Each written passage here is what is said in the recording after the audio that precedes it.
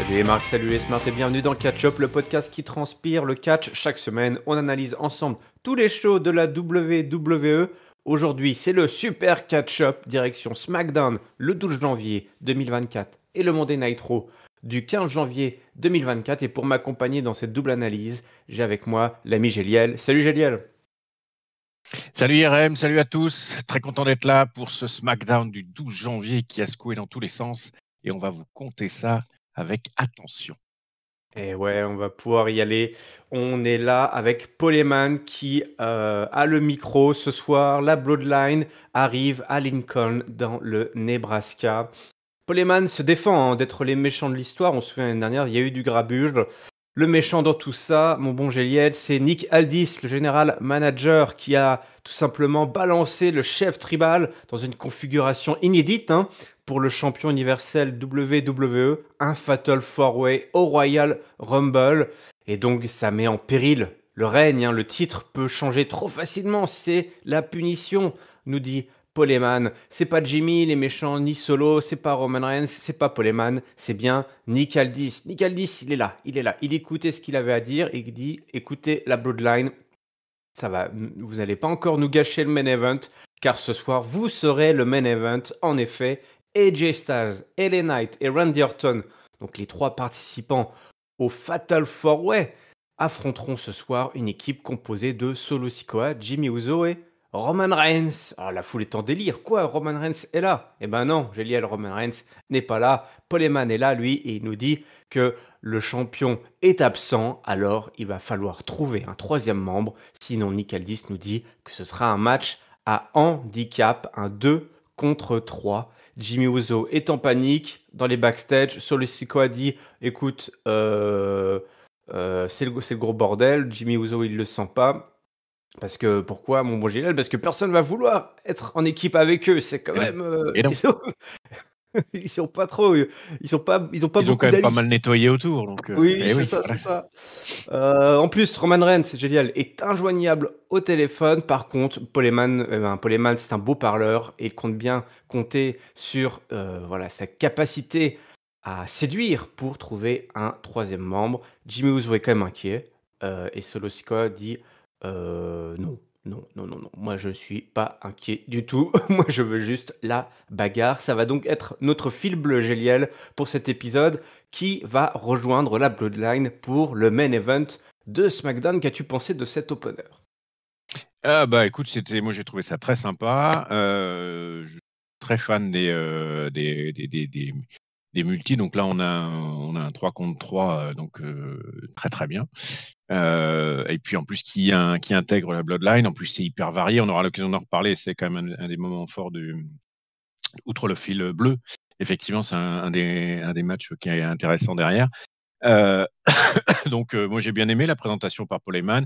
Nick Aldis qui se remet quand même un peu l'église au milieu du village en disant un petit peu que c'est quand même c'est quand même lui le patron sur cette partie-là, et que c'est pas parce que Paul Heyman pleure toutes les larmes de son corps sur le fait que c'est pas des méchants, etc. Ça n'a aucun sens, et c'est lui qui décide effectivement de booker ça pour le main event de ce soir. Et puis on est bien embêté parce qu'effectivement, si Roman Reigns n'est pas là, ils ne sont pas assez. Qui va faire le trou? Qui va faire le troisième? On va voir ça sur tout cet épisode. Donc moi j'ai bien aimé cette introduction. Ouais, moi aussi, sympa. J'aime bien, moi, ces petits angles-là de trouver un partenaire quand ils en abusent pas. Puis en plus, ça, c'est vrai que la Bloodline, ils ont plus beaucoup de copains. Donc c'était plutôt bien joué. Et puis ce personnage de General Manager, Nick Aldis, là, qui ne baisse pas qui baisse pas les yeux. Qui baisse pas les yeux. Au contraire, il est même relativement menaçant envers quiconque ose un petit peu défier l'autorité. Et là, Paul Heyman, qui lui était dans des petits chaussons avec le précédent General Manager, donc Adam Pearce, qui gérait les deux shows. Là, cette fois-ci, en face de lui, il y a du répondant. Et ça, c'est pas mal. Ça, c'est pas mal. Je sais, il y en a qui commencent même déjà un petit peu à imaginer des choses avec Nick Aldis. Mais bon, on y sera un peu plus tard. Avant ça, on a eu un match tag team avec la LWO, donc Joaquin Wilde et Cruz del Toro, qui affrontaient donc Angel Garza, Humberto Carrillo, qui s'appelle plus que Angel et Humberto, je crois, ou Garza et Carrillo, je ne sais plus. ils perdent des noms et ils retrouvent des prénoms tous les 2 mois, ces deux-là. Puis Ouais. donc on rejoint Santos Escobar dans la Legado del Fantasma V2, de version 2.0. Un excellent match entre les luchadors, la lucha libre là, ça Mm. saute dans tous les sens. Je vous ai dit, j'ai déjà parlé à la LWO, Cruz del Toro, Joaquin Wild, ils nous proposent des belles choses aussi à NXT. Je vous invite à aller voir ce qui se passe également du côté du show de développement de la WWE. Il y a Carlito qui va arriver. Pourquoi? Parce que Santos Escobar, il est aux commentaires et Carlito et Santos Escobar, ça va pas. Donc les deux vont se mettre sur la tronche à travers la foule. Et pendant ce temps-là, alors que le match part dans tous les sens, Angel Garza réussit à faire un petit paquet grâce aux cordes du ring. Voilà, c'est un filou, c'est un malin. Et donc c'est la victoire de Garza et Carrillo, de Angel et Humberto. À savoir que Carlito, justement, un petit peu plus tard, bah justement, il va être le premier homme que Paul Heyman va tenter de séduire avec une pomme. Il lui propose de faire équipe avec JB et Solo. Et l'autre, il dit non, non, non, moi je veux me battre, mais avec qui? Avec Santos Escobar. On continue tranquillement. Voilà, cette petite rivalité de gang mexicain. Là, c'est la guerre des cartels. Yes, la guerre des cartels sautillant, on va dire. Ouais. Alors, c'est version un Le peu match. Disney, mais la guerre des cartels quand même. Oui, oui, quand même. Très Disney quand même. Même si Zelina Vega était pas PG, mais bon, bah, C'est Disney, on va passer à autre non. chose. Ouais, plus. Non, bon match avec enfin, des catcheurs qui sont quoi, qui maîtrisent leur sujet. Hein. C'est voltigeant, c'est sautillant, c'est quand même hyper intéressant. Enfin, moi j'aime assez cet aspect-là. On savait pas trop où ça allait partir. Finalement, l'intervention de Carlito sur, sur la fin du match, qui s'attaque à Santos Escobar, bah, ça distrait tout, ça coupe le match, mais ça amène aussi une nouvelle. Enfin, ça poursuit l'angle en Ouais, amenant une voilà. discussion dans le match. On n'est pas sur du cousu de fil blanc dans le sens on n'a pas un match. Enfin voilà, j'ai trouvé que dans le même sens que là, ça allait bien avec l'opener qui partait dans un sens et puis qui s'est retrouvé d'aller dans une autre direction. Et là, pareil, deuxième match, on a un match, un tag team qui finit pas comme il faut parce qu'il y a eu une intervention. Moi, ça me va. Entre le catch plus la partie extérieure, j'ai été bien diverti par cette partie-là. Effectivement, Paul Heyman derrière, on sent le fil bleu là, il va chercher du monde pour essayer de son troisième. J'ai trouvé ça très sympa. Mais non, mais Carlito, on ne lui fait pas. Lui, il a Santos Escobar dans le viseur, il n'en bougera pas. Voilà, et c'est pas une pomme ou deux qui lui changera grand-chose. Non, non, non, il n'y a qu'en France qu'un politicien peut remporter une campagne grâce aux pommes. En mangeant des pommes. Jacques, si tu nous entends, on te dédicace ce super Cet ketchup, épisode. il est pour toi. Alors, il s'est passé pas mal de petites choses à droite à gauche. Je veux parler rapidement. On a eu Butch et Tyler Bate là qui étaient dans un espèce de café pub à boire du chocolat chaud et qui voilà, Tyler Bate qui a rejoint son pote Butch qui est content. Butch il était un peu plus circonspect par tout ça, mais bon, il va lui rappeler son bon souvenir. Il y a des séances de yoga et de paix intérieure qui s'annoncent pour nos deux Britanniques. On continue direction la division féminine avec Bianca Belair qui affronte Bayley. Et oui, j'ai l'impression qu'on nous propose ce match toutes les 3 semaines avec évidemment Damage Control qui est là tout autour. Bianca Belair qui va gagner le match face à Bayley en plaçant son KOD dans un match très classique où le plus intéressant, si je puis dire, se passait plutôt autour du ring, Géliel, puisqu'on a pas mal insisté sur une faction de Damage Control qui n'était pas très euh, encourageante, Uni. voilà, pas très unie exactement face au sort de leur leader, hein, Bayley. On a eu vraiment là les japonaises qui étaient un petit peu circonspects, qui étaient un petit peu déçues, voilà, voire qui s'en foutaient presque du sort de Bayley, qui étaient navrés de voir la prestation de Bayley, qui n'ont même pas tenté, je crois, hein, à aucun moment elles ont vraiment tenté d'aider Bayley. Oui, Il n'y a pas eu Donc d'interférence du ouais, tout. ouais, donc assez étonnant. D'ailleurs, juste après le match remporté donc par, Bianca Belair, on a eu Bayley qui est allée voir Dakota Kai, puis il dit: «Mais attends, qu'est-ce qui s'est passé là, c'est quoi ce bordel?»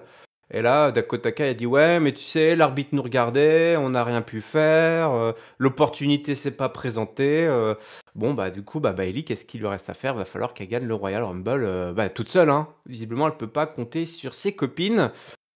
Écoute, moi je suis un petit peu embêté parce qu'il y a 3 semaines, on nous a fait un petit reboot de Damage Control en mode, bon, après tout ce qui s'est passé, les départs de Charlotte, il y a eu pas mal de blessures. Donc le programme Damage Control versus le reste, du roster, c'était un petit peu mis à l'arrêt.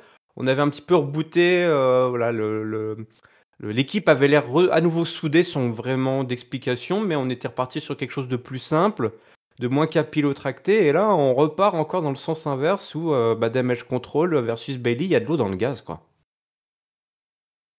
Ouais, et puis pour moi, tout ça, enfin, ça s'inscrit sur un match que j'ai pas forcément ultra. Enfin, voilà, tu l'as dit, hein, de toute façon.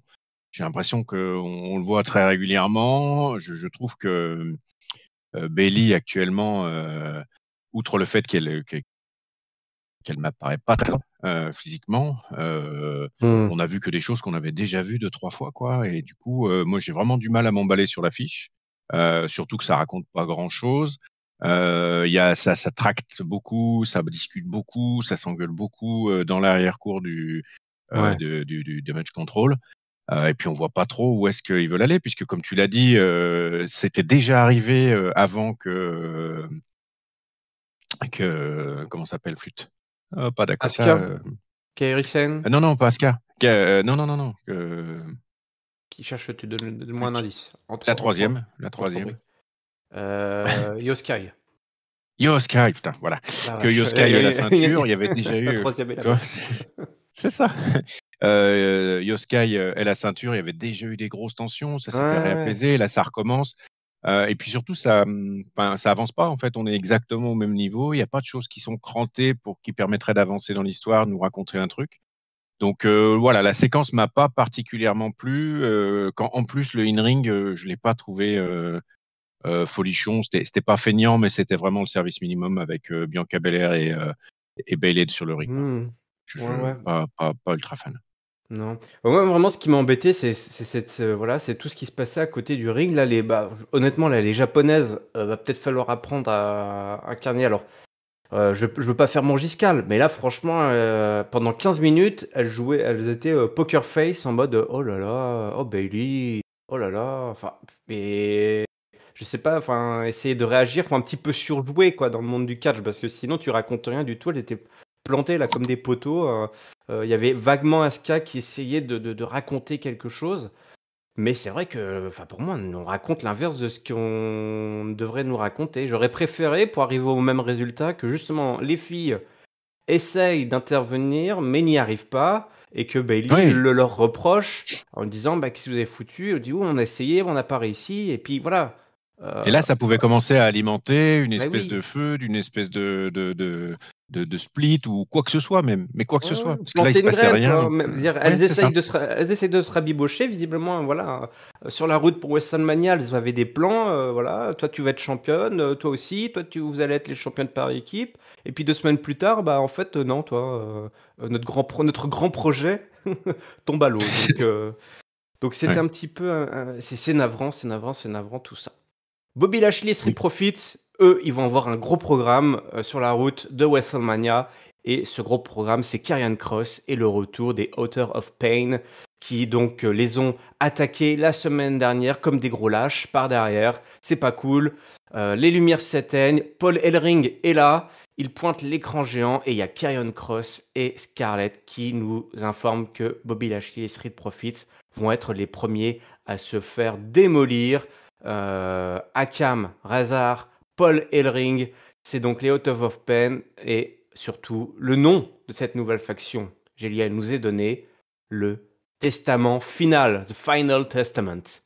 Alors on est encore dans du biblique, du mystique qui s'annonce avec un gros packaging quand même là qui a été fait pour bel emballage là pour cette faction.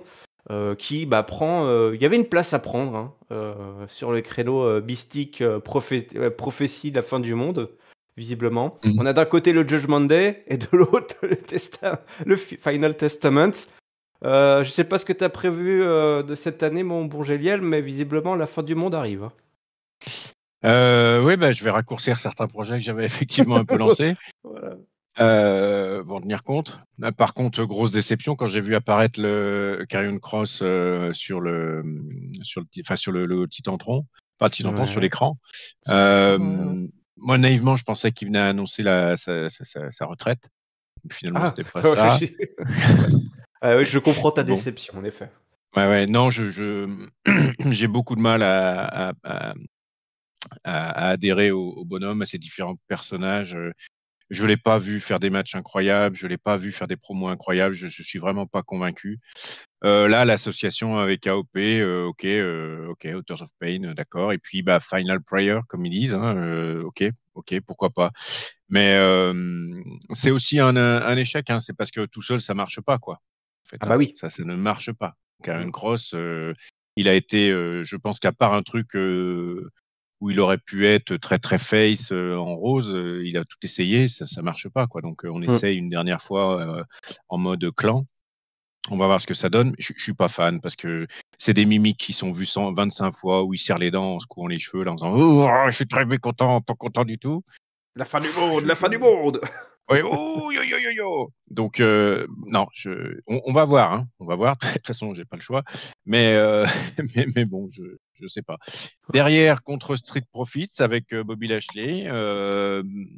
OK, OK. De toute manière, il fallait trouver une team aussi à opposer à cette faction.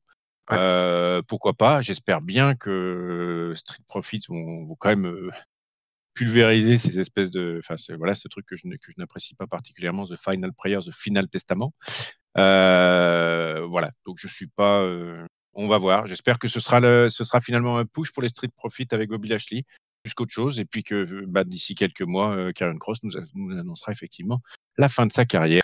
On fera une cagnotte, et puis ce sera très bien tout ça. Voilà, Une cagnotte. Écoute, moi, une bon, cagnotte Litchi. j'avoue, c'est mon petit point faible. Je suis assez fan de ce genre de gimmick, là, le Jugement dernier, le Final Testament, les trucs mystiques avec des flashs d'images un petit peu chelous dans tous les sens. Allez, je vais tenter, je vais me laisser, je vais écouter ce qu'ils ont à dire. Amusant quand même, je trouve, c'est que justement, tu parlais voilà, comment dire, l'échec de Karrion Cross en solo et que pour fixer ça, pour corriger ça, on le met en faction. C'est amusant de les mettre en face de Bobby Lashley et Street Profits, qui pour la peine fonctionnaient à plein tube, sans faction, mais qu'on a mis en faction quand même, et dont on peut encore se poser la question de l'intérêt de les avoir mis en faction. Donc c'était assez amusant de voir deux origines totalement opposées, deux raisons totalement opposées de mettre comme ça ensemble des catcheurs, des superstars. Il y en a un, c'est pour raconter, je sais pas trop encore, Bobby Lashley, Street Profit, je sais pas pourquoi on les a mis ensemble. Peut-être parce que ça permet d'économiser du temps d'antenne. T'es pas obligé de mettre les deux séparément. Et puis en face, par contre, voilà, c'est pour offrir une dernière chance, tenter un dernier coup sur le projet Karrion Cross. Kevin Owens, le Canadien, on va pas beaucoup le voir ce soir. On va voir Logan Paul, par contre, qui visiblement a prévu d'envoyer toute une armée d'avocats sur le dos du pauvre Kevin Owens, qui l'a attaqué, donc qui l'a frappé au visage avec, avec comment t'appelles ça, pas sa minerve, mais au poignet là. Ah putain, excuse-moi, j'avais le micro coupé. Son plâtre. Il avait un Oh, plâtre, ce bon ouais, Kevin voilà, Owens. son plâtre. Merci, merci, merci. Il faut pas que tu coupes ton micro, hein. Il n'y a C'est pas de ça, c'est censure ça, c'est ici. ça. Il n'y a pas de censure. Et puis, comme ça, tu peux m'aider en direct. Tu me laisses pas Ouais. dans les sables mouvants. Euh, Géliel, comment on dit plâtre déjà, s'il te plaît? Plâtre. Ah oui, voilà, merci, merci, merci. Bref, invitation, ce sera la semaine prochaine au KO Show. Donc, rien à voir pour ce soir.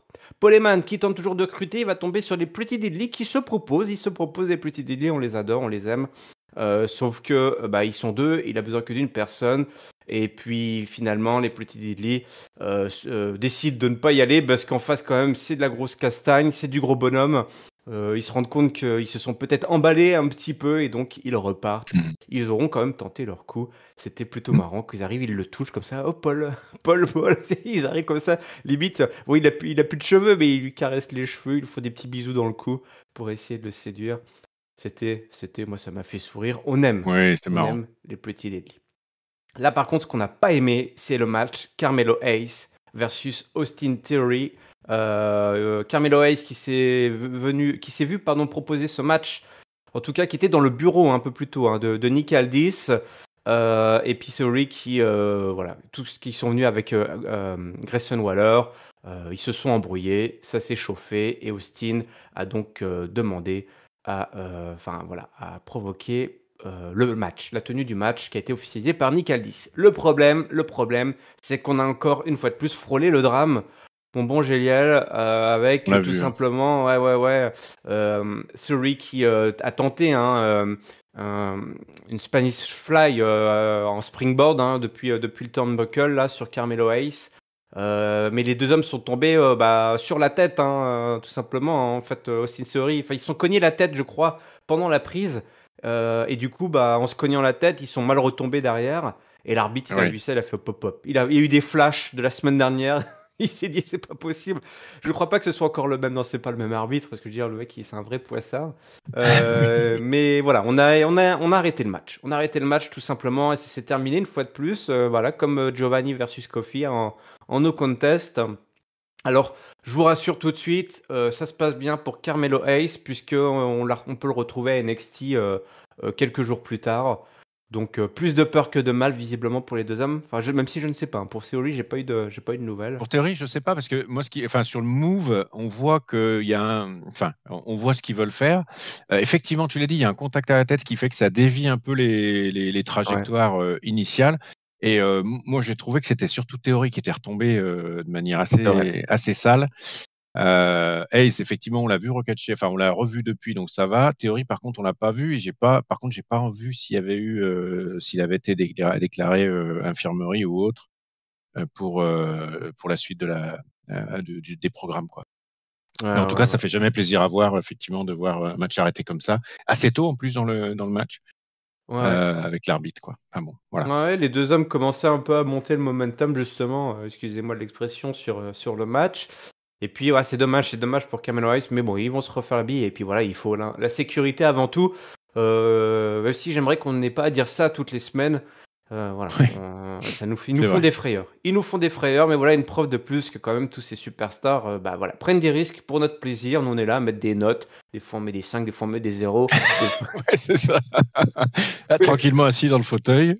Ouais, c'est ça, voilà, dire oh là là, oh le cours, oh le cours, oh le cours, le cours. Oh, c'est nul, oh, c'est nul.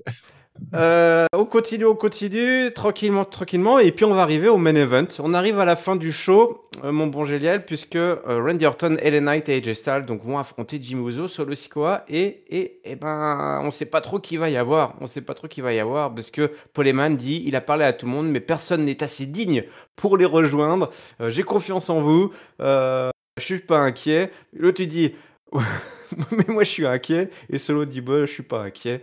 Et donc, on va se retrouver avec un 3v2, tout simplement, un handicap match, Randy Orton, LA Knight et AJ Styles contre Jimmy et Solo. C'est tout simplement mal barré pour la Bloodline, mais la Bloodline a plus d'un tour dans son sac. Ils ont tout simplement décidé d'attaquer Randy Orton au moment de son entrée, donc avant même que le match commence, et Randy Orton est mis sur la touche. Et donc, on commence en 2v2, Géliel, et voilà, tout de Mm. suite, c'est plus simple.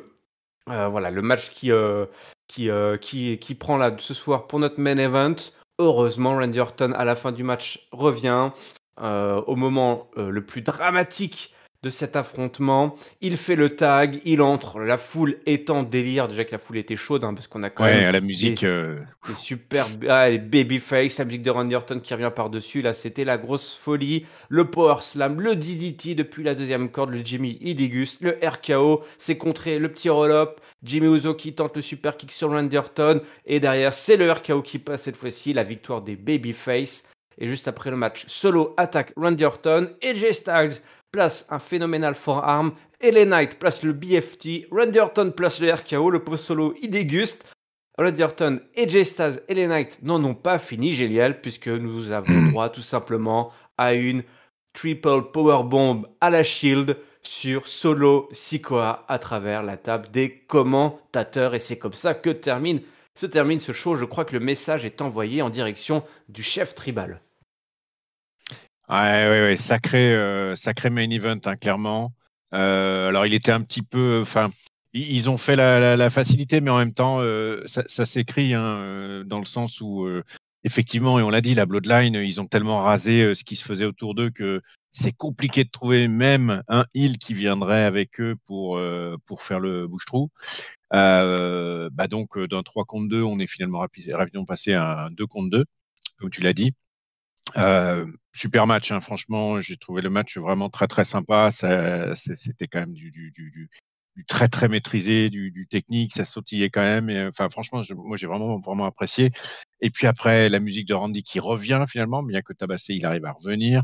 Et puis là, on passe effectivement dans une autre dimension parce que du coup, on est à 3 contre 2. C'est beaucoup plus simple. Et puis, c'est Spotfest sur Spotfest avec les finishers de chacun, et puis un Solo Sikoa qui se prend une énorme powerbomb par les trois. Là, c'était assez incroyable. Ça s'arrête assez vite là-dessus. Je sais pas trop ce qui va en ressortir. Alors, on a le Fatal 4-Way qui est annoncé, mais en tout cas, il reste du temps.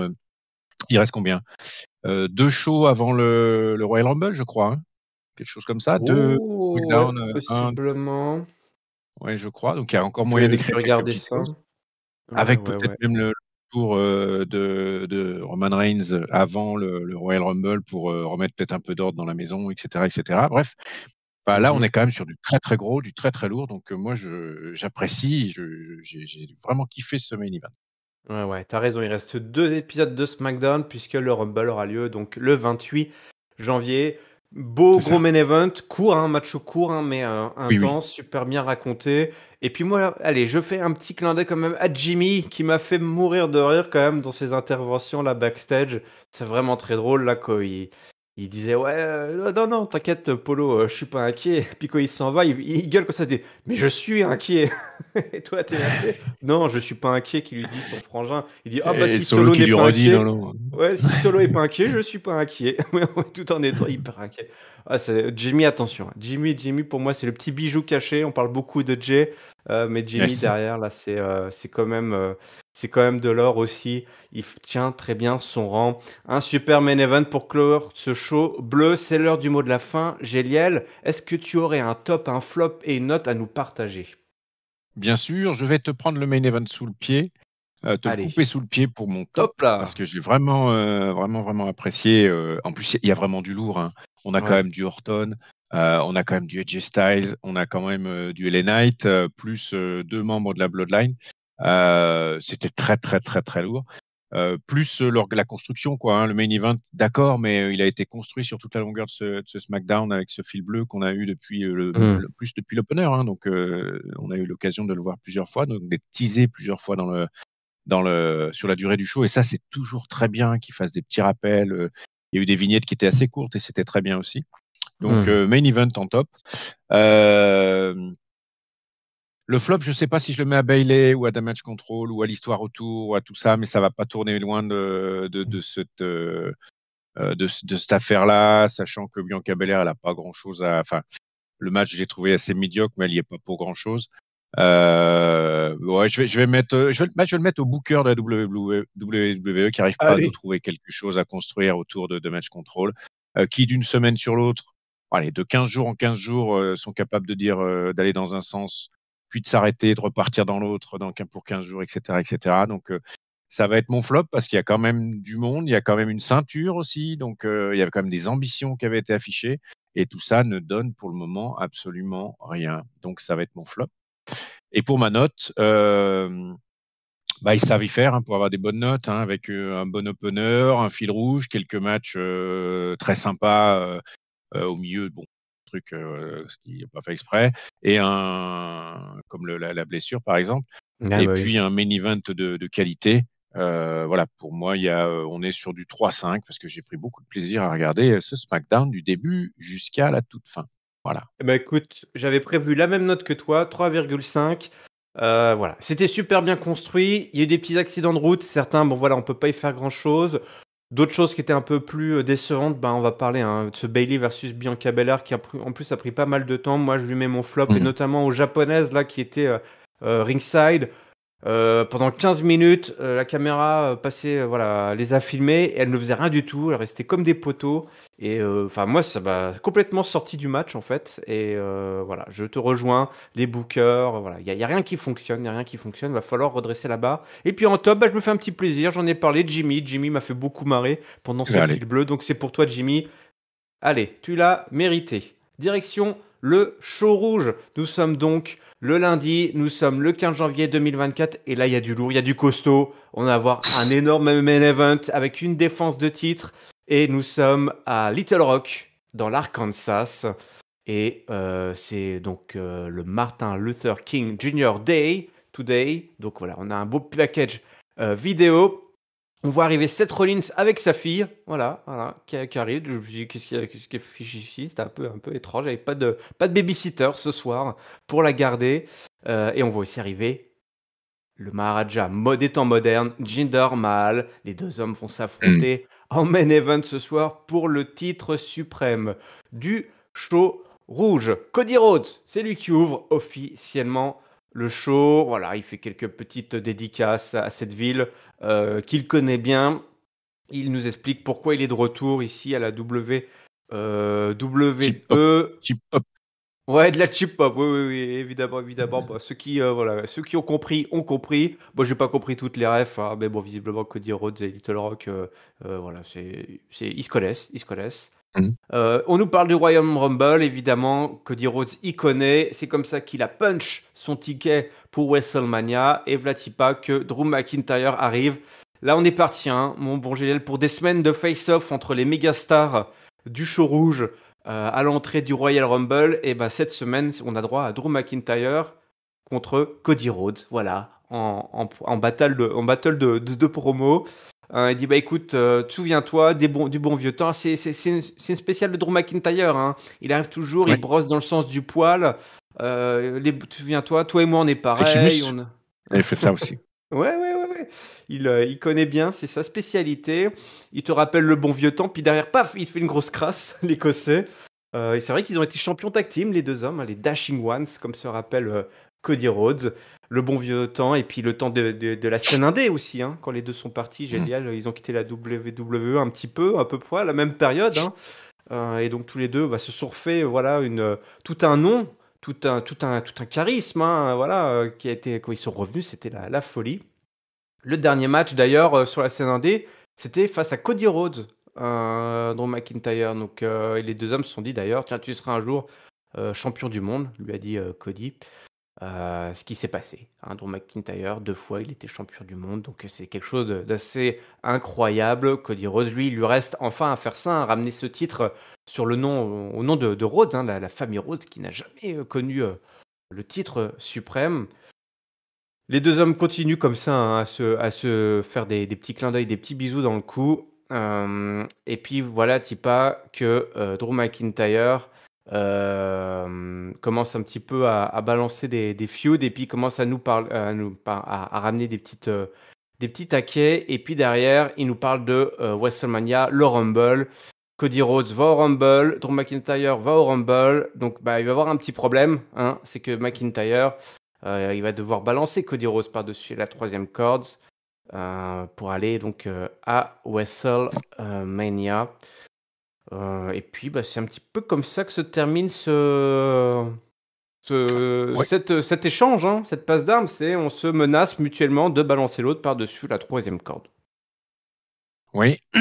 Et puis, alors, je reviens pas sur tout ce que tu as dit. Effectivement, Drew McIntyre qui invoque le passé. Heu, Vrai en plus, enfin je veux dire, il y a absolument rien à dire par rapport à ce qui s'est passé, ce qui leur est arrivé. J'ai quand même bien aimé et même si on sent qu'on va y aller vers quelque chose de ce style-là, j'ai beaucoup aimé la partie, enfin la fin en fait, où Cody lui dit effectivement: «On a eu un match ensemble» et cetera, mais où il lui rappelle, il fait: «Mais souviens-toi comment ça s'est terminé quoi» et puis il nous fait un beau drop mic là-dessus et il s'en va. Ouais, ça ouvre pas mal de choses pour la suite. Donc, moi, j'ai trouvé ça plutôt sympa, pour être clair. Donc, on va voir ce que ça donne, quoi. Ouais, exactement, exactement. Bon voilà, il lui a reproché, d'avoir fait revenir Jey Uso, il nous a reparlé de CM Punk. Bref, Drew McIntyre, il en a gros sur la patate et lui, il veut finir son histoire donc à WrestleMania 40, tout simplement. Cody lui a dit que ce que dit tout le monde, hein, on lui dit: «Bah écoute, arrête de pleurer là sur ton sort, Mmh. et puis, sois un homme, mon fils». Ouais, c'est ça. Derrière, on a le Judgment Day qui va nous offrir encore des petites régalades là tout au long de cet Ah épisode ouais, très bon, avec, très, très bon. avec R-Truth et puis Damien Priest qui dit: «Écoute, c'est quoi ce bordel? Faut que tu arrêtes tes conneries quand même, c'est plus c'est plus très drôle» et l'autre R-Truth lui dit: «Attends, je suis en train de vendre des t-shirts, regarde, sur le parking et tout». Enfin l'autre il lui dit: «Voilà, tu vends des t-shirts, enfin il l'a chopé en train de vendre des t-shirts sur le parking quoi». L'autre il dit: «Bah attends, t'inquiète pas» et puis là, R-Truth il sort une énorme masse de billets en lui disant: «Écoute, voilà ta part». Il l'a donné à même prix, puis Damien il regarde le cash, il voit que ça fait quand même pas mal d'argent ça, dis donc. Il dit: «Ouais, t'inquiète, t'inquiète, chacun va avoir sa part», bon sauf JD évidemment, il y aura pas de part, hein, parce qu'il est pas dans le jugement Day, il y a pas de raison.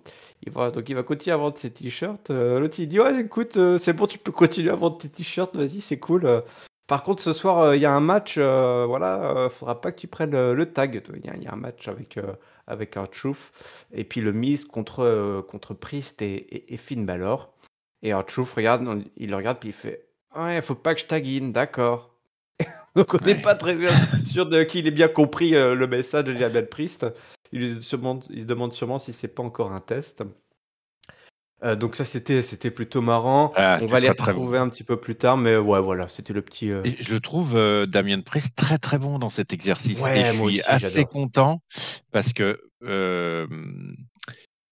comment dire? Au tout début, enfin, le ressenti que j'avais, c'était vraiment que, enfin, Damien Priest, quand il est arrivé, il était pas du tout, heel, il était vraiment, un côté un peu face, un peu, Mmh. enfin, voilà, il avait pas le positionnement qu'il avait aujourd'hui, quoi et je trouve que ça marchait bien. Alors après, il est parti côté Judgment Day, OK, pas de problème. Sauf que je trouve que là, en reprenant quelques éléments un peu, comiques et cetera et ben, je trouve que ça marche vachement bien, quoi. Ça marche vachement bien. Ouais. Donc voilà, je sais pas si pour la suite, comment ça va se passer. En tout cas, moi, je trouve que ça marche bien et j'ai vraiment apprécié le côté, comique, de Damien Priest qui, s'en est donné à cœur joie, sur le truc.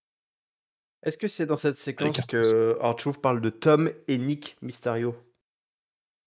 Il fait Ah, je sais R-Truth dit pas. il parle de en fait, R-Truth pense qu'il y a 2 qui sont 2, qu'il y Ouais, a ils sont 2, ouais. Dominic, Dum et son frère Nick. Ça fait Tom et Nick, il comprend Tom et Nick Mysterio et donc et ils ont fait un t-shirt, je crois, une photo, un montage comme ça où tu as les 2, tu as Tom et Nick Mysterio et je cherche, Et il est très, très c'est bon, R-Truth, hein, ah très, ouais, très ouais, bon. ouais. On se marre. Bon alors, le Judgment Day. Qu'est-ce qui s'est passé pour le Judgment Day? On va faire une capsule Judgment Day. On a eu donc un match entre Dominic et JD contre DIY qui était remporté par les DIY. Mmh.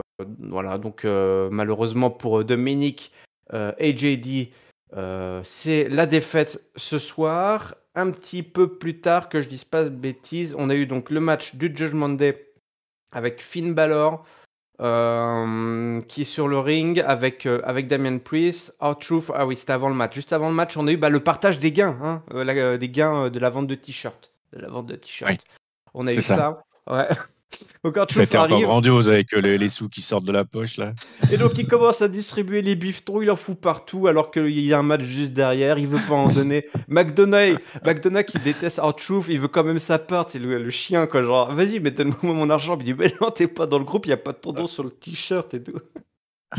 C'est excellent, c'est excellent et puis derrière, il en fout partout des billets, donc c'est le gros, gros, gros bordel. L'arbitre qui va finir par réussir à lancer le match, donc entre Awesome Truth, hein, le Miz R-Truth contre le Judgment Day Donc, bah, voilà, évidemment, c'est de la régalade tout au long du match. R-Truth voilà, qui a toujours la forme, hein. Il place son coup de pied ciseau là sur Finn Ah ouais, Balor. ouais, ouais, ouais, Ouais, carrément. ouais, c'est ouais, ouais, voilà, donc ça Faut ça faut ça le l'en tenir celui-là. ouais, ouais, ouais, ouais. Priest qui va dégager le Miz, du ring. Truth qui s'apprête à taper Priest, hein, qui lui avait demandé de pas tag in, mais Truth, au début, il avait, commencé le match et puis après finalement, il a tag in et Priest lui dit: «Mais qu'est-ce que tu fais? On est une équipe, on est une équipe», hein, parce que Truth le menace et Balor à ce moment-là veut placer un roll-up sur R-Truth, mais R-Truth, hop, il fait: «Qu'est-ce que c'est que ça?» Gros coup de pied. Donc McDonough arrive pour faire la distraction et Priest, il finit par placer son énorme chokeslam sur R-Truth et Balor arrive pour le compte de 3 et donc la victoire du Judgment Day. Aïe aïe aïe, ça fait mal au cœur, ça fait mal au cœur, mais tu sais quoi, je pense que R-Truth, il va même pas leur en vouloir. Il va même pas lui en vouloir à Damien Priest. Ils Il sont va, il va dire copains. c'était un test, c'est un test. Ouais, c'est ça. Donc Non mais Judgment Day nous bah, régale, il nous régale. ouais, franchement, ça régale et puis Artrousse au milieu là entre, bah, j'ai bien aimé aussi, tu l'as dit, hein, d'ailleurs, mais quand, pour la distribution là, quand il y a JD qui fait: «Bah, alors du coup, voilà», et puis Artrousse il fait: «Bah, non, mais enfin tu fais pas partie de la famille, tu fais pas partie du groupe», alors que c'est tout l'inverse, ça Ouais. remet encore le truc, il a Ouais. rien On a eu compris, une mais séquence, je c'était n'ai pas parlé, mais on a eu une séquence backstage un petit peu plus tôt où justement toute la team était réunie dans le club, hein, du Judgment Day. avec, Et Rhea. ouais, ouais, Cria, et puis McDonough qui dit à Arthur, ouais, mais tu ramènes rien, t'apportes rien au groupe. Et là, t'as Damien Priest, c'est ça qui était cool. C'est Damien Priest qui sort le cash. Et ils Ouais. sont tous là, waouh! Ouais, C'était ouais, trop, c'est trop, trop. vraiment excellent, vraiment excellent.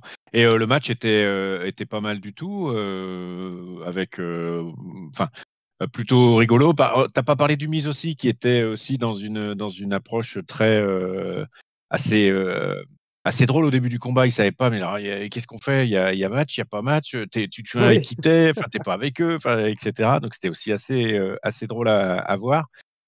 Non, franchement, alors faudrait pas que ça tourne trop dans le comedy wrestling pour le Judgment Day, qui a, je pense, d'autres projets quand même Bien globalement. sûr. Heu, mais en tout cas, ça marche pour le moment, quoi. Très clairement, ça marche.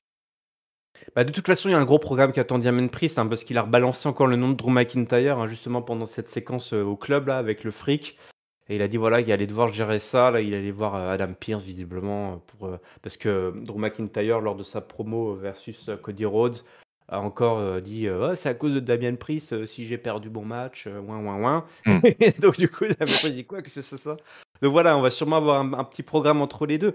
Et c'est intéressant, c'est très intéressant, hein. C'est deux heels, mais deux heels qu'on aime quoi. Et c'est très, très, très C'est bien ça. ce qu'ils font, hein. Tout le monde est tout ce roster là est très lié. Il se passe plein, plein de choses en parallèle. Des fois, on met un petit peu sur pause et puis 3 semaines plus tard, bah, on y revient. Donc c'est plutôt bien ficelé. On va parler de Rhea Ripley. Alors Rhea Ripley, qu'est-ce qui s'était passé pour la pauvre Rhea Ripley? Elle avait eu enfin la pauvre, pourquoi je dis la pauvre? Ils sont riches maintenant, ils sont riches Ah avec oui. l'argent qu'a fait R-Truth. Rhea Ripley, alors c'était un peu plus tard, hein, je fais un petit peu dans le désordre du coup, mais j'avais dit que je faisais le Judgment Day, donc bah, je continue sur le Judgment Day. On a Rhea Ripley qui prend le mic, elle en a marre de Nia Jax qui vient, Nia Jax qu'on va pas voir d'ailleurs ce soir, je crois, oui, Non, on l'a pas vu, ouais. non, non, on l'a Non, déjà non, bien vu donc la semaine elle qui dernière. avait fait un gros coup d'ailleurs, c'était un petit peu on peut se poser des questions quand même sur la gestion du momentum, mais bon, la vraie pourquoi? Parce que tout simplement la vraie affiche, elle est là, Géliel. La grosse affiche qu'on veut voir, elle est là. C'est Rhea Ripley qui arrive, qui parle de Nia Jax, qu'est-ce que c'est que ça? Avertissement, quiconque va remporter le Royal Rumble, c'est Rhea Ripley, la patronne. La musique de Becky Lynch qui arrive, l'Irlandaise dit voilà, on est ici maintenant, toi et moi, on a eu un parcours assez similaire, on est devenus les meilleurs, on est au top. Voilà, les deux patronnes, hein, les deux daronnes du roster, Rhea Ripley et Becky Lynch, les deux meilleurs, tout simplement, du game. On a passé, voilà, on a trouvé notre place, on est tout en haut. Et donc, on va se retrouver à WrestleMania. Si jamais je devais affronter quelqu'un à WrestleMania, dit Rhea Ripley, si quelqu'un doit gagner le Rumble, j'espère que ça sera toi. Rhea Ripley, donc qui arrive quand même enfin, Becky qui nous avoue qu'elle pense qu'elle est peut-être pas assez forte pour battre Rhea Ripley. Comme dans sa promo, elle nous dit voilà, elle a Oui, beaucoup oui, oui, réfléchi. oui. Elle a beaucoup réfléchi. Alors, au début, je trouvais ça un petit peu bizarre, la façon d'emmener ça. Je trouve ça toujours un petit peu étrange quand Becky Lynch se dévalorise un petit peu, tu sais, parce que c'est quand même une patronne. Elle a fait une année, elle était au four et au moulin. Elle a gagné quand même beaucoup, beaucoup de choses, hein, de titres. Elle a été championne NXT au passage. Voilà, elle a eu des grosses Bien sûr. rivalités. Elle a battu Trish Stratus. Bon, bah, écoute, je trouve pas qu'elle. Mais bon, elle s'est pris un gros coup de poing dans la tronche par Nia Jax. Visiblement, ça l'a ramené. Ça l'a ramené à la case départ et du coup elle veut gagner le Royal Rumble pour aller à WrestleMania pour défier Rhea Ripley. Alors je pense qu'on aurait pu tourner ça un petit peu autrement, peut-être vraiment en disant bah voilà, justement en parlant de ce coup de poing de Nia Jax et de dire bah voilà, après ça, ce qui s'est passé, il faut que je reprouve que je gagne et je veux pas juste parce qu'elle pourrait dire ouais voilà, Rhea Ripley versus Becky Lynch, c'est le match que tout le monde attend, il suffit que j'aille voir Adam Pearce et le match se fait, mais je veux pas faire ça, je veux remporter le Royal Rumble. Alors c'est un peu ce qu'elle dit, mais elle le dit pas vraiment. Donc alors, je chipote un Ouais, petit peu parce que c'est vraiment pourquoi je chipote, Gélal, parce que c'est l'affiche qu'on veut voir à WrestleMania tout simplement. ouais, ouais, non, mais tu as raison. L'approche est un peu particulière, encore, surtout que c'était pas nécessaire, quoi. Voilà, je trouve que Ouais, c'était pas nécessaire cette vision enfin, cette position, ce positionnement en fait de ouais. Becky par rapport à Rhea et surtout que du coup ça fait baisser un peu l'intensité du truc, alors que si elle est arrivée extrêmement forte avec une Rhea dans le sarcasme, dans l'ironie, un peu comme elle fait, comme elle continue, comme elle a fait. Ouais, ouais, ouais. Bah, je pense que ça aurait donné beaucoup plus de poids, à l'ensemble du truc, quoi, du segment. Enfin, le segment est bon, de toute façon, même avec un segment pourri, on a envie de voir ça, donc de toute manière, on y sera allé. Oui, oui, oui. Donc Il y a voilà, mais il y il a y une avait belle pas besoin, il y avait pas intensité, il y besoin. a une belle intensité, mais c'était ouais, effectivement le positionnement, tu l'as dit, c'est ça, le positionnement de Becky Lynch, le fait qu'elle se rabaisse, qu'elle parte, voilà, qu'elle est pris, je me dis, grosso modo, elle est prise par des tourments, elle est plus sûre d'elle, elle doit prouver sa valeur et tout. J'ai trouvé ça un petit peu étrange. En fait, tu aurais pu avoir la même chose, mais de façon avec plus enfin, moins de, Moins avec de plus pathos. d'assurance. Ouais, moins de pathos, Ouais. plus d'assurance. Elle dit, bah voilà, moi j'ai pas de problème à reprouver ma valeur, j'ai pas de problème à aller gagner le Royal. S'il faut que j'aille gagner le Royal Rumble pour me retrouver à WrestleMania face à toi, eh ben je vais le faire. Je peux aller voir Adam Pearce, mais j'ai jamais pris la voie la plus facile. Ma carrière, elle s'est construite comme ça, j'ai toujours prouvé ma valeur. Eh ben je vais aller remporter le Royal Rumble. Elle n'a jamais gagné le Royal Rumble. Elle ne l'a jamais gagné, si je dis pas de bêtises, Je Becky Lynch. crois pas, je crois pas. En plus, toi, donc si ce que je dis n'est pas une connerie, ce qui arrive, hein, attention, voilà, je l'ai déjà dit en 2023, il y a des chances que je continue à en dire en 2024. Tu pouvais en plus dire, bah voilà, et en plus, j'ai jamais gagné le Royal Rumble. Bon, voilà, on chipote, mais attention, attention, tu l'as dit, il y a voilà, ce match, de toute façon, c'est le golden match, hein, il y a pas à chier des bulles. Donc, attention à pas trop en faire en fait, hein, à vouloir nous faire du pathos et de Ouais. l'underdog. C'est pas, il y a aucune des deux qui est underdog en fait. Il y a Non, aucune non, des non, deux non, qui il est y a underdog. Il y a pas besoin. 2 top. C'est les deux patronnes qui vont se rentrer dedans. On a WrestleMania 40. Il faut qu'elles arrivent toutes les deux en grosse patronne, grosse daronne, et c'est le choc des titanes quoi. C'est le choc des titanes Ouais. sur à WrestleMania. Seth Rollins, voilà. Bah, je sais pas, le bébé il est où hein, du coup, hein, parce qu'on passe de Il Becky est à Lynch. Jinder. Il y a pas aussi un peu de Jinder on a dû rater du Jinder aussi, On a il eu me du semble, oui, alors c'est qui se vrai que prépare alors à tu as son raison. main Non, event. my bad, my bad. Avant que j'aille plus loin, il s'est passé plein de choses. On va retourner un petit peu en arrière, un petit peu flashback, parce que sinon je vais m'emporter. C'est pas mal de choses avant.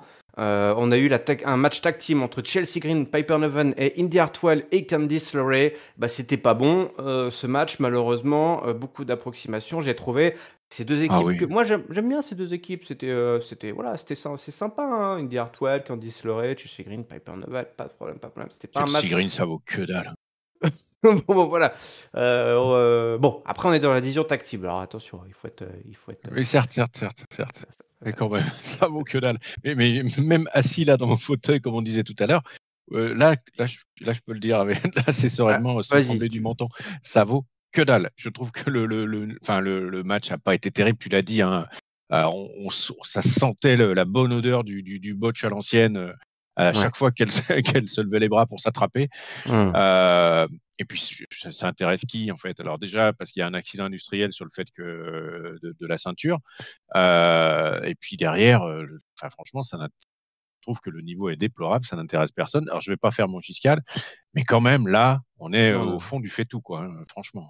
On a déjà un Giscal, pas besoin d'en avoir deux. Tu as raison. Oui, oui, oui. Pour un match qui avait été Donc, booké par je une petite m'arrête. séquence backstage derrière avec Chelsea Green et Piper Niven qui étaient venus se plaindre pour être contender face à Kellen Carter et Katana Chance. Ouais, c'est pas ouf. Moi, Chelsea Green, j'adore, j'assume, mais elle aurait tout à gagner à se retrouver une petite carrière en solo parce que là, c'est vrai que c'est la dépression. C'est la dépression, c'est la déprime dans la division tag team. Il y a du beau monde, mais là, ce match en plus, bah, il était pas bon, ça a pas bien fonctionné. Il n'y a pas eu de bon déclic entre les filles. Non. Ludwig Kaiser, ah là là, c'est le grand Ah! retour de Gunther. Le ring général est de retour, donc bah voilà, grosse entrée pour le ring général. Il dit voilà, le Royal Rumble arrive. Il sent quoi ici? Ça sent la défaite, ça pue le désespoir. Bah tu vois, juste après le match de la division tag team féminine, peut-être qu'il y avait un message subliminal à faire passer. Il dit voilà, moi je suis parti, j'ai regardé ce qui se passait et tout. C'est quoi ce bordel? Tout le monde est là à se chercher des noises, là, à se gratter pour savoir qui va aller à WrestleMania. Moi, je vais vous le dire, l'année dernière, qui c'est le patron? Qui c'est qui a fait tout le Royal Rumble, là, qui a resté 3 heures dans le Rumble match? C'est moi, c'est le ring général, c'est Gunther, le champion intercontinental, le plus long règne. Et bien cette année, rebelote, sauf que cette fois-ci, je vais gagner et direction le main event. Sauf qu'il n'a pas fini, il a un mot pour Ludwig Kaiser. Alors, Kaiser est là, oh, qu'est-ce qui se passe? Il dit, je vais encore me faire tirer les oreilles. Et ben pas du tout, pas du tout. Gunther est fier de son lieutenant qui a montré une facette de sa personnalité qu'il attendait désespérément de revoir surgir, cette agressivité. Il a géré le problème Kofi Kingston et donc il est très fier de lui. On a Xavier Woods qui va débarquer et dit pop, pop, pop, c'est quoi ce problème? Toi et moi, Kaiser, on va régler ça. On va faire un petit match si tu veux bien. Et le match s'en est suivi, mon bon Géliel. Ludwig Kaiser face à Xavier Woods. Un match qui va aller jusqu'à la disqualification. Pourquoi? Parce que Xavier Woods, Géliel, il en a plein la patate, plein la tête, plein les baskets de ce Kaiser. Et il va carrément lui balancer la chaise dans la tronche, comme bah voilà, à coups de chaise, à coups d'escalier, des marches de fer. Les deux hommes se sont bien mis sur la tronche, hein. C'était un match très costaud, très violent. On reste sur cette lignée là, hein, du match face à Kofi. On est dans une feud de violence avec la disqualification derrière. Et puis Kaiser qui fait un énorme running kick là sur la chaise. Kaiser qui va coucher Woods. On est après le match, hein, sur les marches d'acier. Woods qui parvient à faire un stomp et qui fait fuir Kaiser à travers la foule. Écoute, j'adore. J'adore ce qu'ils sont en train de faire avec Ludwig Kaiser, qu'ils sont en train de faire avec le New Day. Il y a de la violence, il y a de la rage, il y a du sang. Écoute, c'est pas mal. On n'est pas dans Disney+, là. On n'est pas dans Disney+. Non, on n'est pas dans Disney+, et en plus, ça se construit pas mal, en fait. C'est vraiment intéressant, avec des rappels au match précédent, mais cette fois, Kofi n'était pas là. Et enfin, en revenant sur le retour de Gunther, effectivement, c'est très sympa le retour de Gunther. L'intro par Ludwig Kaiser est toujours assez mémorable. Mmh. Le Ring General, et ça c'est toujours très très bon. J'ai bien aimé aussi là, le positionnement de Gunther qui arrive. Bon alors les gars, ça pue la loose. De toute façon, je vais mettre tout Qu'est-ce le que monde c'est que cette d'accord, les odeur? losers. Ouais, c'est ça. J'ai trouvé ça assez drôle. Il prend une assurance vraiment qui sert le show, quoi, qui est vraiment super Ouais. sympa, sur lequel on peut s'appuyer. Et je trouve qu'il avait pris une dimension, une dimension assez dingue. Donc vraiment, j'apprécie. La faction marche bien en plus, hein, avec Ludwig Kaiser. Giovanni était pas là, mais bon voilà, ça marche Ouais. plutôt bien, je trouve. Et puis bah là, du coup, ils nous construisent un truc avec le New Day, avec les deux New Day. Euh, Et pas Micro que. spoiler, Ouais. non? Est-ce que parce que Giovanni, il est quand même susceptible de revenir n'importe quand, Oui, il peut non? revenir n'importe quand. Si dans 2 semaines, il se sent bien, il y a pas de problème, hein. Ce qui veut dire qu'avec quelqu'un qui pourrait revenir. Ah, Bah, du moi, New Day? Oh là là là et là, qui ont ouais, connu, des et oui. blessures, ouais, des fortunes diverses, mais qui les ont mis sur le carreau et que oh là là là, tu veux nous vendre du J'ai rêve envie de là, ça, moi. Géliel. Attention, calmez-vous. Mais oui, Ce serait énorme. l'Imperium, c'est une faction à 3. Et voilà. Et Ouais. du coup, Mmh. à WrestleMania, c'est dans 3 mois. Dans combien? 2 mois? Mmh. Donc, bon, ouais, voilà, moi j'aimerais bien. Alors Enfin, disons que génial, je génial, le vois génial, bien. génial. Vas-y, vas-y. Excuse-moi là de gâcher tes rêves, mais attention, il faut pas oublier qu'un homme s'est inséré aussi dans cette rivalité. Jey, main event, Jey Uso, puisque, Xavier Woods s'est fait attaquer, Ouais, backstage. C'est Jey Uso qui est venu, en renfort et donc qui a fait fuir le Kaiser, hein, le Ludwig comme dit, le ring oui, général, mais Ludwig. bon, Donc Jey enfin, Uso ça contre, c'est Jey Uso là, il se fait une petite place là aussi dans cette, pourrait aller chercher Gunther, on en parle, c'est on pas ce en que j'ai envie parle. de Jey voir. Uso qui je comprends, ah oui, bah oui. Mais ce serait pas mal quand même, ce serait pas mal, ce serait pas mal. Ah, mais ça serait pas mal quand même, puis en plus, il lui faut un programme. Il lui Mais faut un programme, il lui faut un programme. je suis d'accord. Mais j'aimerais bien que ça nous tease plutôt un Ah, 3-3 avec le retour, voilà. Eh, Ouais, j'ai envie de ça. ouais, bah, Laissez-moi rêver, moi je laissez-moi te rêver. propose un truc. Si on fait pas notre Jey versus Jimmy à WrestleMania 40, on nous fait Jey versus Gunther à WrestleMania 40, Jey qui remporte le titre, face à Gunther et derrière on enchaîne la Imperium versus New Day, un programme entre les 2 factions, sans la ceinture peut-être. Ou alors Jey n'arrive pas à battre Allez, Gunther. Mais voilà, peut-être qu'il n'arrivera pas à le battre, hein, Jay n'arrive pas à Gunther, à cause de le Jimmy. New Day ouais, le New Day arrive pour défendre Jay et puis finalement, oh non, non, il y a trop de choses qui sont en train de s'écrire dans ma tête. Et puis alors Biggie Passons au qui segment revient et suivant. qui irait faire tomber, Biggie qui ferait Voilà, tomber c'est Gunther. ça! Oh là là là Oh là là. là là là! Alors que, sa carrière était terminée. Ah, ce serait énorme. Là, ce serait énorme. Mais bon, on va parler du réel. On va parler du Oui, réel. oui, oui. Là, on est aux frontières du réel. Bon, les gars, on est en train de se perdre. Oh là là, et avec les extraterrestres, là, on est en train de raconter du grand n'importe quoi. La réalité, c'est qu'on a eu Tozawa versus Ivar ce soir. Ça, c'est le réel. Ça, c'est du concret. Ça, c'est du vrai. Et C'est je du veux vrai, dire, le réel est ça. parfois encore plus fou que l'irréel, puisque c'est Tozawa qui a gagné. Voilà, en faisant une sunset flip bomb sur le Viking pour le compte de 3, donc c'est du grand n'importe quoi. Bon, c'est Oh marrant, mais là faut là. pas trop en abuser de ce genre de choses. Voilà, ces petites surprises qu'on glisse parfois comme ça. Parce que bon, Ivar, Mmh. il était quand même sur une grosse streak de grosses victoires, hein. Il fait tomber les gros, mais alors le petit japonais, il a pas réussi. Derrière, ça se bagarre à l'extérieur. On a Entre Valhalla notamment et Dupré, ouais. Valhalla, voilà, et Dupré qui se mettent sur la tronche. Et puis Oh. l'Alpha Academy qui n'est pas contente, backstage. Voilà, Valhalla qui a rendez-vous avec Ivy Neal qui va vouloir affronter Valhalla. Chad Gable est pas content. Tout le monde est remonté. Tout le monde est remonté. Chad Gable versus Ivar aussi. Voilà, ça se programme. Écoute. Ça tourne un petit peu en rond, il faut pas, hein, il faut pas, voilà, c'est la mid-card qu'on aime, mais c'est vrai que bon, voilà, j'ai l'impression qu'on était arrivé plus vers la fin que vers le début avec cette histoire des Vikings versus l'Alpha Academy. On y retourne encore un petit coup. Bon, en attendant, voilà, Mmh, on est sur mmh. le chemin tranquille là, du Rumble où on prend pas trop de risques sur les storylines, Non, euh, c'est sûr. sur ce genre de storyline de mid-card, low-card, quoi. On est sur du très très simple. Très simple. On continue. Je reprends le cours, hein, parce que du coup, je reviens avec Seth Yes, Rollins. J'ai le droit de parler de Seth Rollins, ça y est, c'est bon? on est bon. Bon, toujours pas de nounou. Bah si, c'est Jinder. T'as dit que c'est Jinder qui l'a mis dans son écharpe, comme ça, il porte la petite, il la Mmh. berce. Il lui fait des petites comptines indiennes. Ce serait excellent, ça serait excellent. J'ai envie de voir ce genre de scène, toi, où il est en train de faire la babysitter. Mais bon, ce soir, le bébé qui veut récupérer, c'est le titre de champion du monde poids lourd. On a Seth Rollins donc, qui nous fait une petite promo d'avant-match, même si le match aura lieu un petit peu plus tard. Il va défendre son titre, il se sent chaud. C'est un champion qui se bat, hein, même en weekly. Jinder Mahal, c'est pas leur première danse, comme il dit. Voilà, ils se sont battus tous les deux, affrontés, hein, pour être champion NXT. Mahal est un ancien champion WWE, donc il est revenu. C'est la meilleure version de Jinder Mahal. Donc voilà, notre petit Seth Rollins, il est sympa, il a mis over Jinder pour le main event. Mais on en reparlera plus tard si tu veux bien, qu'on Mmh. arrivera vraiment au main event. Même si Jinder Mahal, entre-temps, a eu également droit à son interview. Il a dit voilà, c'est 12 years in the making, hein, comme ils disent, pour arriver à ce soir. Ça fait 12 ans qu'il se prépare pour ça. Il nous rappelle qu'il a battu Orton et ce soir qu'il va battre Seth Rollins. Bon, on garde ça pour le main event. En coulisses, on a eu Shinsuke Nakamura qui nous annonce qu'il va être au Rumble. Rien de très intéressant à ce niveau-là, même si l'histoire avec Cody ne semble pas terminée.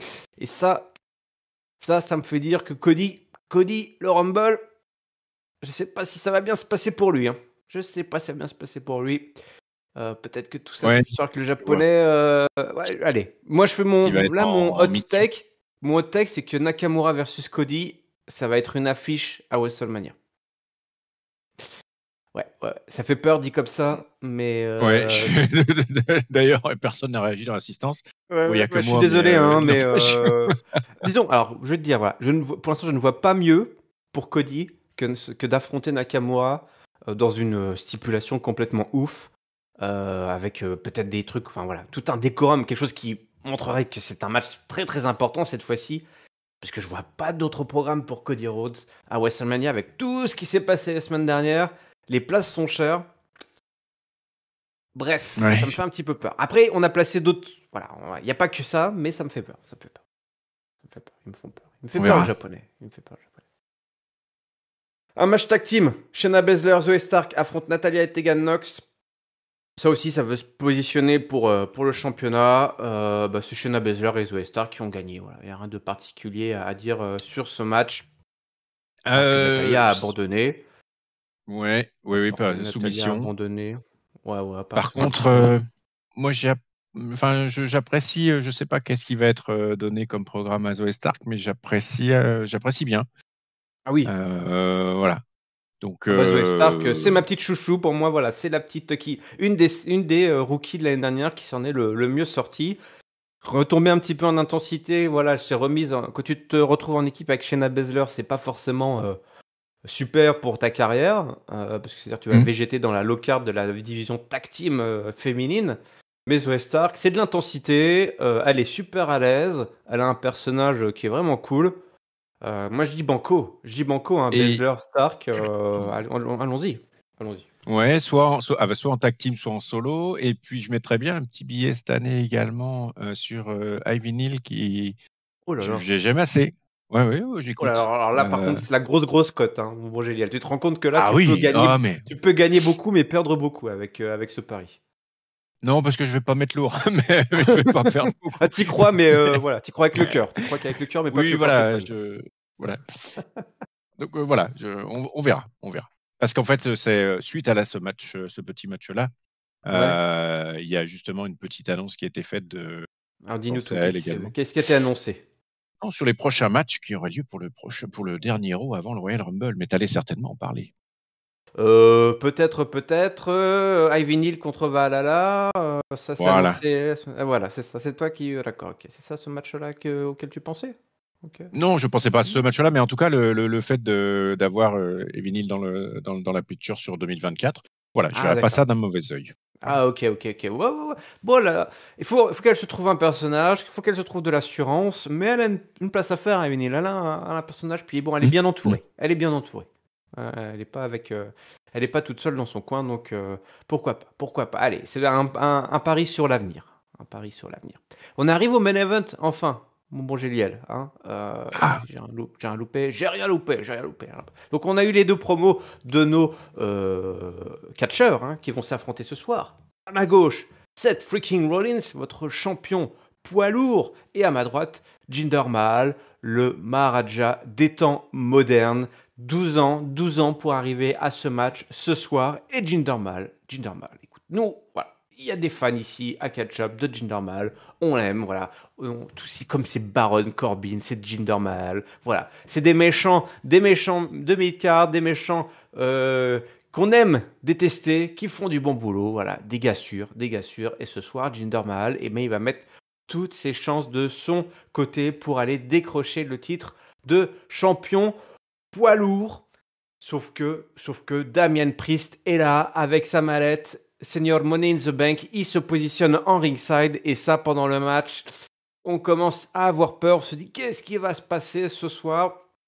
On arrive, Rollins qui va placer son pedigree, mais on a aussi les Indus Sher qui débarquent également. Aïe, aïe, aïe, aïe, aïe. Alors, ils étaient là avant, ils sont arrivés, je dis des bêtises. Ils sont arrivés avec Jinder Mahal dès l'entrée. Je ne sais pas pourquoi je parle d'eux comme s'ils étaient arrivés en plein de match. Rassurez-vous, ils étaient là, arrivés avant le début du match, Gélial. Ce qui pouvait lui dire, rajouter, c'est malin. Rajouter un petit peu de chance de côté de Jinder Mahal d'accompagner, de ramener ce titre justement à la maison. Donc Indus Sher qui va intervenir pendant le match pour aider le Modern Day Maharaja. Rollins qui va se lancer sur Virgil justement pour l'éliminer. Le splash est placé et balancé, mais mal, l'évite. Damian Priest est là, tel un vautour, un rapace, là, prêt à se jeter sur sa proie. Mais Drew McIntyre arrive en jean. Voilà, en Levi's 501. Boum. La Claymore, c'est parti, c'est le bordel. Je sais même pas s'il passe du Claymore tout de suite. Non, ils se mettent des coups sur la tronche, des gros coups de poing, des grosses patates. C'est le bordel. Les Indiens en profitent pendant que l'arbitre est distrait. Mal attaque Seth Rollins. Ce n'est pas suffisant. Derrière, on a l'arbitre qui sort tout le matos parce qu'il y avait des chaises qui étaient sorties. Alors, il balance les chaises. Rollins se prend un énorme coup de mallette. Là, full Nelson Slam est placé sur Rollins. Rollins qui résiste. On arrive sur la fin. Indushir qui est là. L'arbitre qui les expulse. Mal qui se relève. Il place son finisher. Le colosse qu'il avait déjà placé une première fois. Le colosse qui est une prise dont personne ou presque, je crois, ne s'est jamais vraiment relevé. C'est une prise, c'est un peu comme le End of Days de notre ami Baron Corbin. Voilà, une autre comparaison que j'avais faite précédemment, comme quoi je dis pas que des conneries. Voilà, c'est des mid-quart d'heure assez marrants parce qu'ils ont leur finisher assez protégé. Et ce soir, Rollins, il parvient à s'en sortir, il le repousse, il éjecte Jinder Mahal. Il place le Stomp derrière, évidemment, il va pas gagner comme ça, pour la victoire. 1, 2, 3, victoire de Seth Rollins, qui reste donc notre champion du monde poids lourd. Jusqu'où va-t-il aller comme ça? Ouais. Eh ben, c'était un super main event, un sacré match, avec ce qu'il fallait d'overbooking, plus la petite bagarre entre Damian Priest et puis Drew McIntyre qui arrive dans la foulée aussi.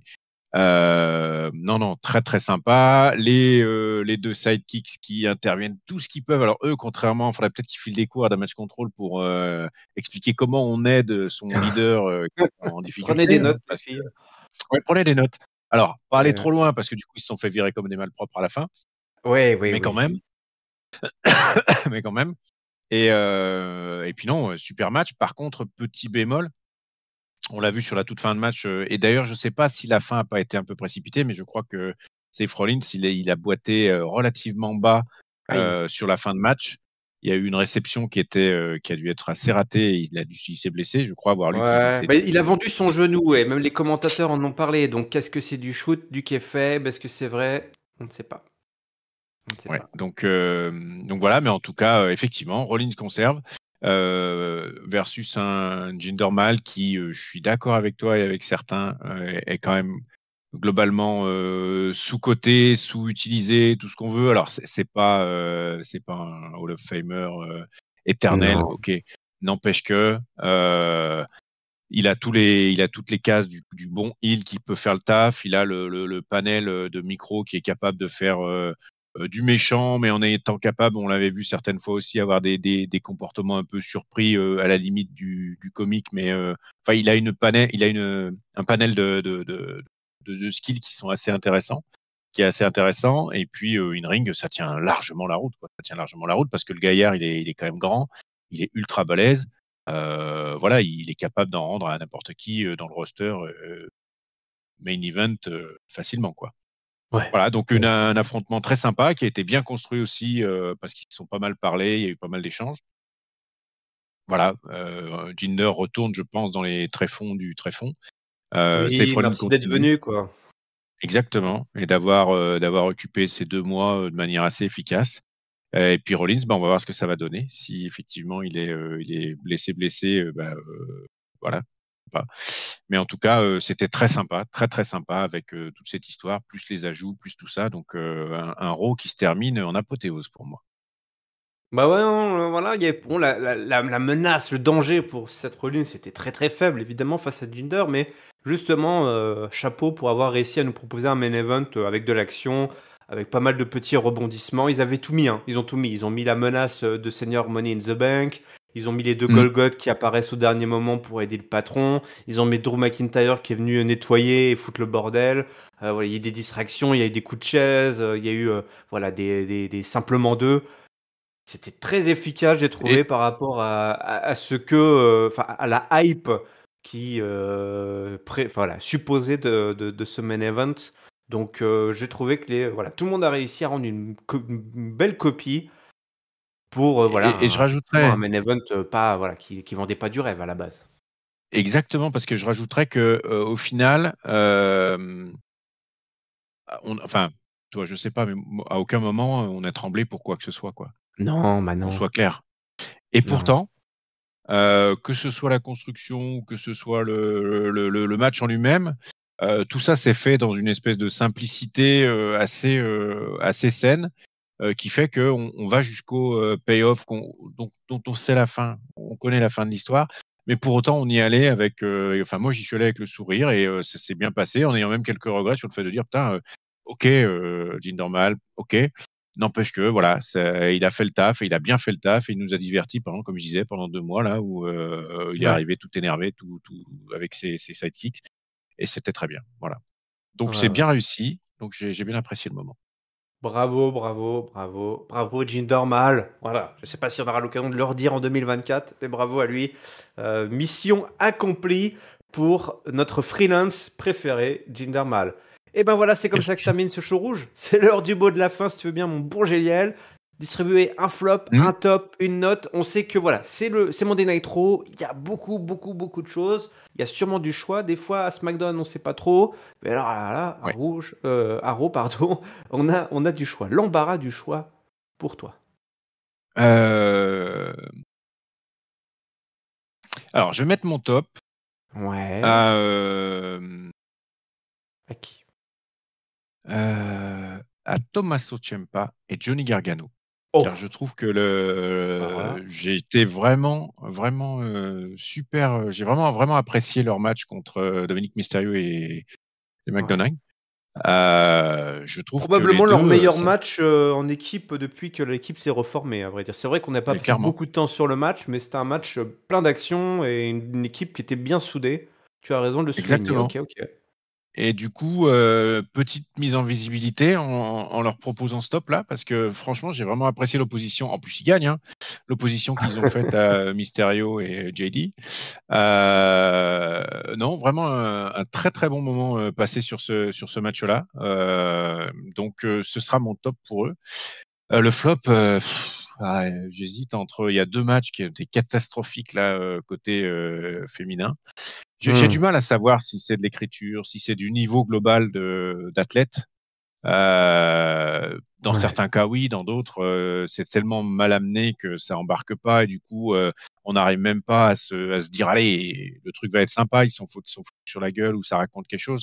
Du Mmh. coup, en dehors de la vraie scène, main event et puis ceinture, le reste, il y a un gap mais incroyable parce que justement, en écho avec, ce que je viens de dire, Tommaso Ciampa, Johnny Gargano, c'est que dalle, hein. Ça ne c'est enfin, ils sont pas prêts de voir de près ou de loin une ceinture ou un titre de quoi que ce soit pour le moment, hein et On est ils d'accord. n'ont pas eu d'été non plus depuis un moment, quoi. Pour autant, ils arrivent à sortir des trucs, sans grosse écriture, quoi. Là, Mmh. le Chelsea Green, Heidi Hartwell, Candice LeRae, Piper Ouais. Niven, tout ça, c'est très, très mauvais, quoi. Donc, je pense quand même qu'il y a une dimension athlétique, performance, technique, niveau de catch, quoi, qui joue. Mais, peut-être qu'il faudrait faire aussi un effort d'écriture supplémentaire pour enrober un peu le tout quand, il y a certaines limites au niveau in-ring, quoi. Je sais pas. Donc pour faire court, mon flop, je le mettrais, à la division féminine, middle card, on va dire, middle low card. D'ailleurs, je pense qu'il y a qu'une low card, en fait, il y a pas de middle card en Oui, je suis pas sûr qu'il y ait autant de niveaux. Il y a pas beaucoup d'étages, ouais, hein, ouais, ouais. dans la maison de la division féminine, C'est encore moins, tu la as division féminine le tag team, hein. 1er et le sous-sol, quoi. Voilà, on va dire. Ouais, ouais. C'est vrai Voilà, qu'en plus, donc on a eu 2 matchs tag team, hein, ce soir, donc fallait ouais, ouais s'accrocher. et donc un flop au sous-sol de la low card, féminine OK. qui ne cesse de nous, décevoir. Et puis, ma note, alors je mettrais un 3 pour l'irrégularité. Le main event était bien, il y a pas de souci. Par contre, on est passé quand même par des hauts et des bas. Alors c'est normal avec un show plus long, avec un show plus varié, il y a pas de souci. Avec un show aussi qui du coup, est moins construit, et puis surtout, il y a eu un gros coup de mou après toute la partie Judgment Day avec R-Truth et cetera qui était sympa. Après, enfin, il y a eu quelques moments de trou qui ont fait que j'ai eu un peu plus de mal à tenir sur la durée. Donc 3 parce que main event et puis parce que R-Truth, etc. Il mérite quand même. Ok. C'est une note qui me paraît pas mal du tout. Une fois de plus, je vais me coller à cette note aussi, un bon 3, pour les mêmes raisons que toi. Moi, mon flop, écoute, j'hésitais. Enfin, non, j'hésite pas, en fait. J'hésite pas. Moi, je vais le donner à Indy Hartwell et Candice LeRae, en particulier. Parce que ce sont deux catcheuses que j'ai beaucoup appréciées quand elles étaient à NXT, notamment dans leur faction. Bah, toi, tu parlais de Gargano. J'étais dans sa faction The Way, hein, qui nous Ouais. avait bien fait rire, et tout en nous proposant de l'action, de l'humour, il y avait plein, voilà, ça marchait bien, c'est un beau cocktail.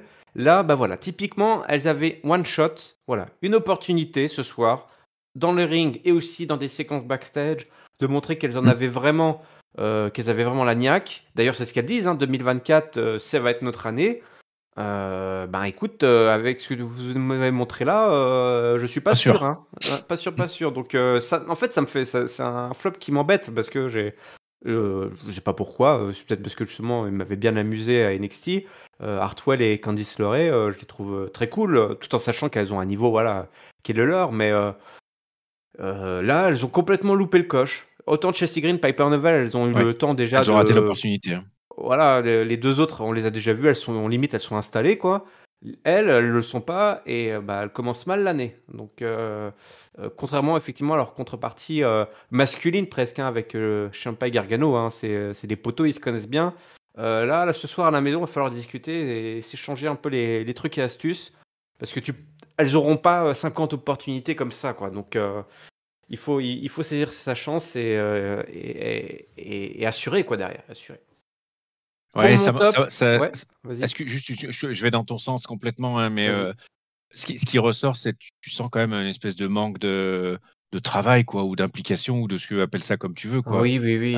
Parce que, ok, tu as des gars qui se connaissent depuis des années, mais enfin, que tu travailles tous les jours, etc. Enfin, à un Mmh. moment, tu peux pas accepter ça, quoi, ce niveau-là. C'est vrai Enfin, juste, qu'elles sont arrivées, tu as l'impression qu'elles avaient rien préparé, quoi. Pas le match, voilà. heu, pas de promo, pas de personnage, pas d'intensité, Ah, c'est peut-être aussi, voilà, la différence, entre, comme on dit souvent, la différence entre ceux qui en veulent vraiment, toi, qui sont investis à fond et ceux qui, ben, suivent ce qu'on leur dit sans réfléchir plus loin et du coup, ça transparaît tout de suite à l'écran et là, on Mm, tape sur mm. la division féminine, mais on a les mêmes problèmes, aussi, côté, masculin. Il y a plein de mecs que, on voulait voir, réussir et qui finalement, en fait, étaient pas motivés et dès que ça n'allait pas, dans leur sens, ça se voyait tout de suite à l'écran, hein, donc j'en place une pour toi, Rousseff, hein, mais voilà, il y a des moments, il faut saisir les opportunités, même si on te balance des trucs pas terribles, même si tu es dans les limbes de la division féminine, il faut y aller, quoi. Il faut y aller. Et pour ça, du coup, moi, mon top, je vais le donner à Xavier Woods et Ludwig Kaiser, qui, eux, ont saisi l'opportunité qui leur a été donnée. Alors, bon, les mecs, ils sont quand même bien placés. Xavier Woods, il est là, c'est un vétéran, hein, maintenant. Mais c'est un Ouais. autre programme, là, qui attend Xavier Woods. C'est autre chose. Un visage de Xavier Woods qu'on n'a jamais vu. Et ben, ça a été direct dans l'intensité, ça a été direct dans la violence. Et j'ai trouvé ça super. Et puis bon, un petit clin d'œil évidemment à Jinder Mahal, qui nous a fait bien plaisir ce soir. Jinder, notre top à jamais dans nos cœurs. Ma note, je l'ai donnée, c'est un 3. Bon, allez, c'est comme ça qu'on se quitte sur ces belles paroles sur notre Canadien plutôt, notre Canadien préféré, Jinder Oh, Mahal. Canadien. Oui, un Indien du Canada préféré. Je vous rappelle que Catch Up, c'est votre podcast qui résume, analyse tous les shows de la WWE chaque semaine. C'est gratuit, il suffit de s'abonner sur toutes les plateformes habituelles de podcast. On est également vite présent sur YouTube. Les réseaux sociaux, vous les connaissez, Twitter, Facebook, Instagram, Catch Up, CDC. Le lien vers notre Discord où on tape la discute sur le catch.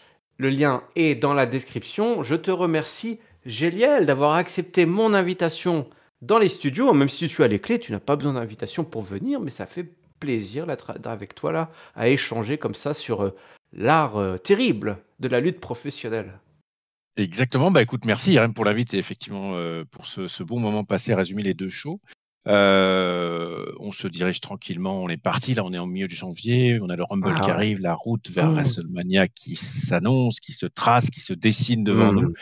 Il n'y a que du bon qui arrive, donc on n'est pas prêt de lâcher. Et donc du coup, alors je vais ranger mon slip pour cette review, mais je suis prêt à le ressortir très prochainement pour les prochaines. Les auditeurs vont se poser des questions sur ce qui se passe dans le studio. Bah, écoutez, je ne peux pas vous dire puisque nous enregistrons dans le noir, justement, pour éviter de voir des choses qui nous hanteraient jusqu'à la C'était fin une des de nos conditions à jours. ma venue, ce jour, tu le sais, hein, en plus. Il y a un dress code à respecter, bordel. C'est Allez, ça. d'ici là, on vous souhaite évidemment à toutes et à tous une bonne semaine pleine de catch. Salut, salut. Salut à tous.